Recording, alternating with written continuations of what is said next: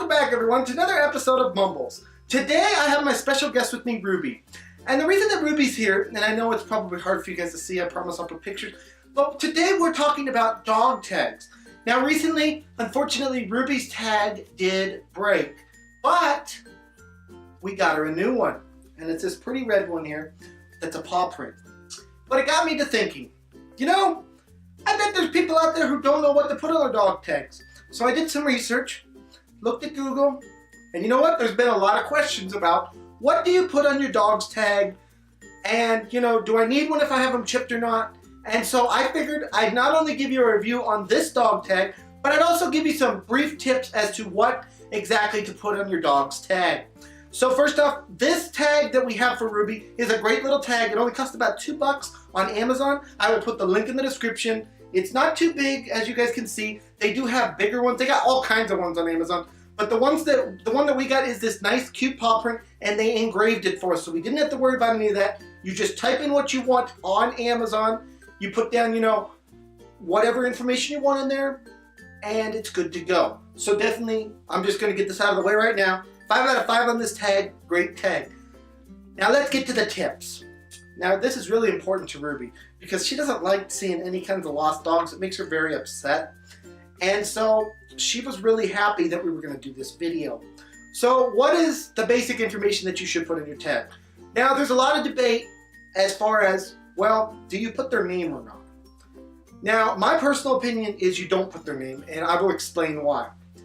Basically, let me put it to you this way. Let's say somebody finds your dog and they're a dishonest person. Or let's say it's a special dog. Maybe it's a very rare dog or something. If you put their name on the tag, while it can be good in communicating to the dog, it can also be a way that the person who is trying to take your dog can say, oh, Lucky, come on. And maybe Lucky is one that really responds well to his name. You know, it's like anybody could say his name and he's like down the street running to them. That's not a name that you want to put on that tag. So, in my opinion, you don't put the name on the tag. But obviously, that's your decision, but my recommendation is do not put the name on the tag. Instead, what you should do is, first and most importantly, you need a way for people, if they find your dog, to reach you. So, if you have room for it, put a couple phone numbers. A cell phone number is great because no matter where you are, if you have your cell phone with you, it's going to ring. You can also put a home phone, or you know, maybe a neighbor who takes care of your dog when you're away. You could put that number there, and then you won't have to worry about it if you're out of the state or something. For some reason, you know, your dog gets out, or maybe you left him with your neighbor and it got away from the neighbor. They can call the neighbor, and you know the neighbor can take care of that for you. So definitely phone numbers are very important. Now the second thing that's very important is if your dog has any sort of a medical condition, you may want to put it down on the tag. For example, if your dog has medication that it takes daily, you know, something that it needs to survive. Now, Ruby thinks she needs food and treats all the time to survive.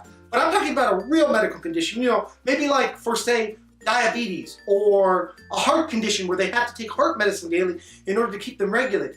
That is something that you would want to definitely put on your tag so that people know, oh, maybe I better, you know, I can't find the owner, but I better get this dog to the vet because they have a medical condition. I better get them some meds or something.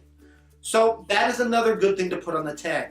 Now another good thing to put on the tag is, and this is again, this one is kind of optional, your address. You can put your address, but again, if you're not home, they could come to your house and you could be not there and they're like, well, what do I do with this dog now? So address iffy, I wouldn't recommend it.